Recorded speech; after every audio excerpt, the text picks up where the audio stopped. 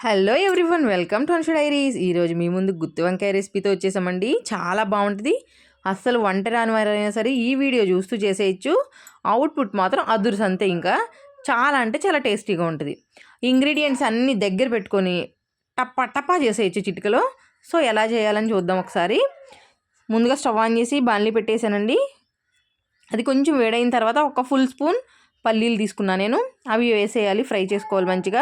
And ఒక full spoon ఎండు కొబ్బరి అండి. ఇది పచ్చి కొబ్బరి అయినా వేసుకోవచ్చు, అది మీ ఆప్షనల్. కొంచెం మంచిగా ఫ్రై అవ్వాలి, అలానే బాగా ఎక్కువ అవసరం లేదండి.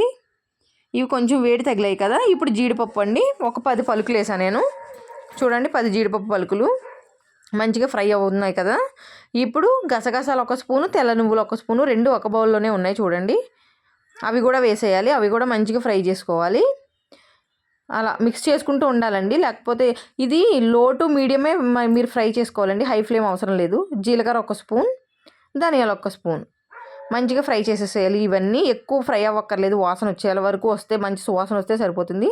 యాలకులు 2, లవంగాలు 3, ఒక చెక్క, అవి కూడా వేసేసుకుని మంచిగా ఫ్రై చేసేసుకుని స్టవ్ ఆఫ్ చేసేసుకుని చల్లారనివ్వాలండి. తర్వాత ఒక మిక్సీ జార్లోకి మనం ట్రాన్స్ఫర్ చేసేసుకుందాం. ఇది మిక్సీ పట్టుకోవడానికి ఫస్ట్ ఇవి మిక్సీ పట్టేసుకోవాలండి. సో మిక్సీ జార్లో అయితే వేసేసాను నేను. సో చూసారా, కొంచెం బరకగా అయితే ఉంది, బట్ ఇలా అయితే సరిపోతుంది మనకి. చూడండి, ఈ కన్సిస్టెన్సీ అయితే సరిపోతుంది. ఇప్పుడు ఒక 2 చిన్న టమాటాలు, ఒక పచ్చిమిర్చి, ఒక పెద్ద ఉల్లిపాయ ఇలా ముక్కల కింద కట్ చేసేసానండి. ఇప్పుడు మనం ఇందాక మిక్సీ పట్టుకున్నాం కదా, దాంట్లోనే యాడ్ చేసేసుకోవాలి ఇవి. చూడండి, ఇవి మొత్తం మిక్సీ గిన్నెలో యాడ్ చేసుకున్నాను కదా. కొంచెం చింతపండు, జస్ట్ మన చేతికి తీస్తే వస్తుంది కదా, అంత సరిపోతుంది. కొంచెం పసుపు అండ్ టేస్ట్కి సరిపడా సాల్ట్, టేస్ట్కి సరిపడా కారం ఆ మిక్సీ జార్లోనే యాడ్ చేసుకోవాలండి. ఇప్పుడు కొంచెం అల్లం కూడా వేసుకోవాలి. అండ్ వెల్లుల్లి ఒక 5 వేసానండి రబ్బలు.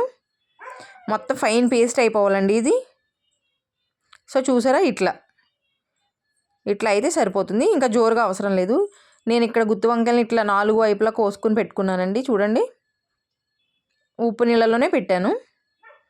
ఇప్పుడు మనం పట్టిన మసాలా అంతా వీటిలో పెట్టేసుకోవాలండి. చూసారా, స్టఫ్ చేసిన వంకాయలు అయితే రెడీ అయిపోయాయి. ఇప్పుడు నెక్స్ట్ ప్రాసెస్ చూద్దాం. అదే ప్యాన్ని మళ్ళీ పొయ్యి మీద పెట్టేసి ఆయిల్ వేసుకుని కొంచెం హీట్ చేసుకోవాలండి. ఆయిల్ కొంచెం ఎక్కువే పడుతుంది. సో కొంచెం ఆయిల్ వేడైన తర్వాత మనం వంకాయలు మొత్తం యాడ్ చేసేసుకోవాలండి. ఒక్కొక్కటి నెమ్మదిగా పెట్టుకోవాలి, అప్పుడు ఆ స్టఫింగ్ అనేది బయటికి రాకుండా ఉంటుంది. మొత్తం వంకాయలన్నీ పెట్టుకోవాలి. పెట్టుకునేటప్పుడు చాలా జాగ్రత్త, నూనె మీద చిందుతుంది. సో మొత్తం పెట్టేసాను చూసారా. ఇప్పుడు లిడ్ క్లోజ్ చేసేసుకుందాం. లిడ్ క్లోజ్ చేసుకుని కొంచెం మగ్గనివ్వాలండి. కలర్ చేంజ్ అవుతాయి చూసారా, వంకాయలు కలర్ చేంజ్ అవుతూ ఉన్నాయి కదా. ఇప్పుడు టర్న్ చేసుకోవాలి, ఒక్కొక్కటి నెమ్మదిగా. చూడండి, తిప్పుకోవాలి వేరే వైపు అట్లా. ఇప్పుడు కొంచెం స్టఫింగ్ అతుక్కుపోతుందండి, నో ప్రాబ్లం. ఇప్పుడు మిగిలిన పేస్ట్ ఉంది కదా, దాంట్లో కొంచెం వాటర్ యాడ్ చేసుకుని కొంచెం లూజ్ చేసుకున్నానండి. ఆ పేస్ట్ని కూడా ఈ వంకాయలు యాడ్ చేసేసుకుంటున్నాను. స్లోగా మొత్తం మిక్స్ చేసుకోవాలి, ఎందుకంటే గుత్తి వంకాయ కదా, వంకాయ చితకుండా ఉంటే మనకు గుత్తి వంకాయ అన్న ఫీలింగ్ ఉంటుంది. సో లాస్ట్కి వాటర్ వంకాయ కొంచెం యాడ్ చేసుకొని ఇట్లా ఈ కన్సిస్టెన్సీలో వచ్చిందండి. ఇప్పుడు కొంచెం కొత్తిమీర యాడ్ చేసేసుకుందాం. కొత్తిమీర యాడ్ చేసేసుకుని ఒకసారి మూత పెట్టేద్దాం. మంచిగా వాటర్ అంతా ఇంకిపోయి ఆయిల్ మాత్రం పైకి వచ్చేయాలండి, మధ్య మధ్యలో కలుపుకుంటూ ఉండాలి. సో ఫైనలీ కర్రీ అయితే రెడీ అయిపోయిందండి. చూడు, ఆయిల్ మొత్తం వచ్చేసింది కదా. ఒకసారి చూద్దాం, మీకు చూపిస్తాను నేను. ఒక్క వంకాయ కూడా అయితే చితకలేదండి, అండ్ తొడుము కూడా ఊడలేదు, మంచిగా ఉన్నాయి గుత్తి వంకాయలు. టేస్ట్ అయితే సూపర్ ఉంటుందండి, ఎందుకంటే మనం జీడిపప్పు వేసాం కదా, ఇంకా జీడిపప్పు వేస్తే చెప్పలేము టేస్ట్. సో నెక్స్ట్ ప్రాసెస్ ఏంటంటే, మీకు గుప్పుడు చేతికి ఎంత వస్తే అంత కొత్తిమీర తీసేసుకోండి. అది కూడా నాకైతే అంత వచ్చింది. అది మొత్తం వేసేసి మిక్స్ చేసుకోవాలండి. ఈ కొత్తిమీర వేయటం వల్ల టేస్ట్ ఇంకా డబల్ అవుతుంది. మొత్తం కొత్తిమీర అంతా మిక్స్ చేసేయండి స్లోగా, వంకాయలు అయితే చితకకుండా మిక్స్ చేసేసి లిడ్ క్లోజ్ చేసేయండి. ఆ కొత్తిమీర మగ్గిపోయేంత వరకు ఒక 2 minutes ఉడకనివ్వండి కంపల్సరీ. చూసారా, ఇలా అయితే సరిపోతుందండి. ఇంకా సర్వ్ చేసుకుని మనం తినేయచ్చు, మంచిగా ఉంటుంది టేస్ట్. సో నేనైతే డిష్ అవుట్ చేస్తానండి. ఇదిగోండి గుత్తి వంకాయ, చూసారా.